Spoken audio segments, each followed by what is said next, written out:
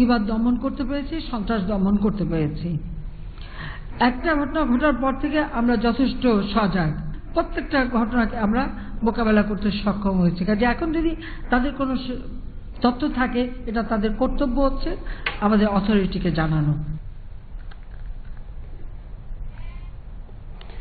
Average life expectancy of people from around the world has increased 5 years during last 16 years, and at the same tenure it has increased 7.17 years in Bangladesh. Bangladesh stands atop on increasing average age in the world.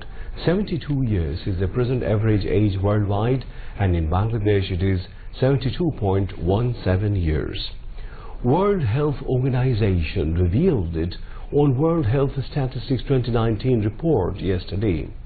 For the first time, the reasons of higher average age of women than that of men addressed. It said comparing women, men is unwilling to take medical facilities, and men's unusual death occurred by road accidents, preventive and curable diseases. In year 2000, the average age in Bangladesh was 65.32 years, where women's average was 65.68 and men's average age was 64.29 years.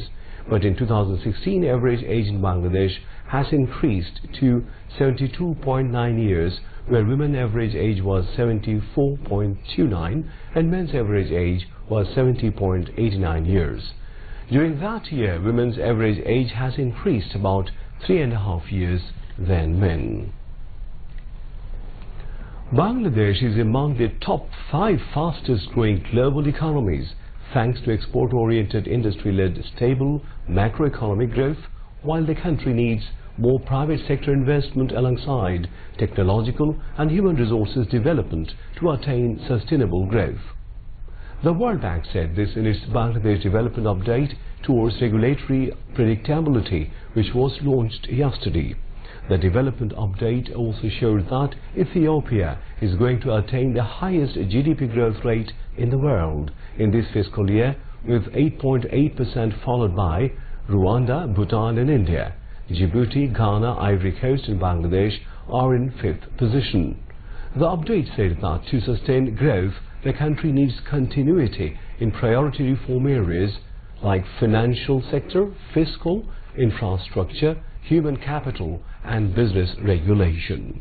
It said private sector investments remain insufficient, along with declines in foreign direct investment FDI. At the launching program of the update at Dhaka, World Bank Country Director Robert J. Soam spoke, while its lead economist of Dhaka office, Dr. Zahid Hussain, made the keynote PowerPoint presentation. Soam said the most important is the high growth rate of Bangladesh, and in that regard, the path is on.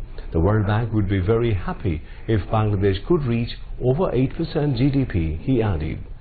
Meanwhile, the Asian Development Bank ADB has projected that Bangladesh will achieve 8% GDP growth in the current fiscal year. The ADB makes a prediction in its annual study titled Asian Development Outlook 2019, which analyzes the state of the Bangladeshi economy.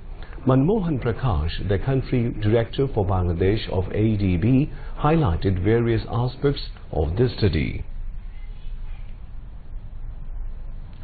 Speaker Dr. Shirin Sharmin Chaudhary has left Dhaka today for Qatar to join 140th Inter-Parliamentary Union IPU Assembly. IPU Assembly will be held at Qatar's capital Doha from 6 to 10th April 2019. Speaker Dr. Shirin Sharmin Chaudhary is leading Bangladesh delegation. She is expected to return home on 9th of April. Information Minister Dr. Hassan Mahmood has said gas, power and water connectivity at Khaleda Zia's home illegal, which proved the party BNP runs illegally. He said this while addressing the inaugural function of Jatiyo Ganoshongit Festival at Shilpokala Academy in the capital today. Bangladesh Ganoshongit Shomonnoy Porishad President Fokir Alamgir chaired the function, which was also addressed by journalist Kamal Lohani and Shommilito Sanskritik Jot President Ghulam Quddus. Dr. Hassan Mahmood said Ganasangit always played an important role in different democratic movements of the Bengali nation, inspiring mass people to raise their voices against injustice and repression. Talking to journalists after the function, he said BNP chairperson Begum Khaleda Zia is getting better treatment from Bangabandhu Sheikh Mujib Medical University. Dr. Hassan Mahmood urged BNP leaders not to do politics over treatment of Begum Zia. Railways Minister Nurul Islam Sujan has said a non-stop intercity train is likely to be running on Rajshahi-Dhaka route from Pohila Boishakh. He said this to the reporters while visiting Komlapur railway station this morning. Nurul Islam Sujan said an app which will automate the railway ticketing system will be launched in this month. The Railways Minister said besides app system, Bangladesh Railway will sell tickets at Komlapur railway station and at different important points of Dhaka city. He said 50 high-speed and modern coaches were imported from Indonesia to start new trains on different routes across the country.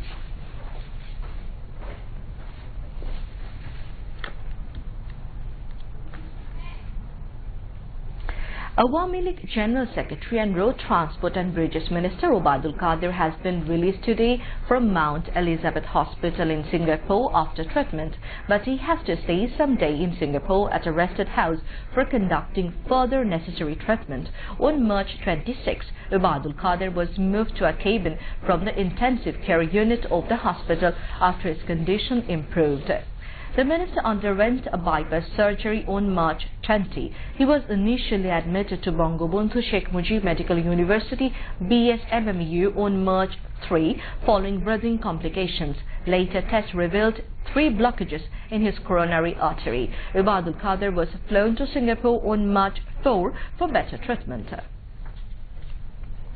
Foreign Minister Dr. A.K. Abdul Momen has said foreign assistance for Rohingyas staying in Bangladesh declined compared to past, concerning the government about their food and shelter. The foreign minister was talking with the newsmen at Srimangal, where he, along with ambassadors of 35 countries and representatives from 7 international development organizations, enjoyed scenic beauty of the area. Ambassadors and representatives from the USA, the UK, Canada, India, Spain, France, New Zealand and the United Arab Emirates were present, among others. Replying to the newsmen, the foreign minister said the government has been working to bring back convicted accused along with Tariq Rahman, captured foreign country. And now international news.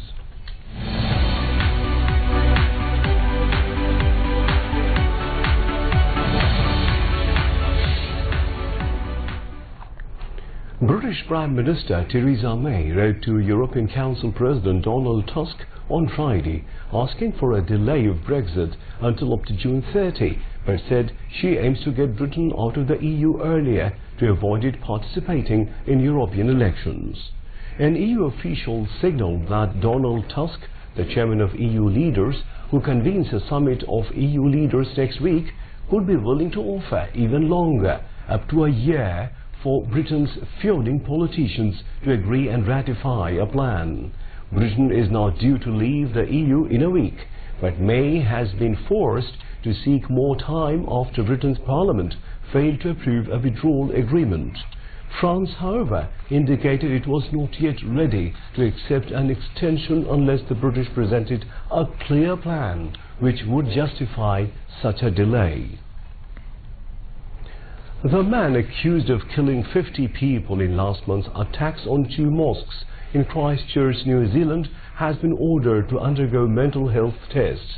High Court Judge Cameron Manders said the accused would be seen by experts to decide if he was fit to stand trial or insane. The suspect faces 50 murder charges and 39 attempted murder charges. Australian Brenton Tarrant appeared in the courtroom packed with relatives of some of the victims via video link from prison. He was not required to enter a plea. It is the deadliest mass shooting attack New Zealand has ever seen. The House of Representatives has voted to end U.S. involvement in Yemen's civil war, rejecting President Donald Trump's support of a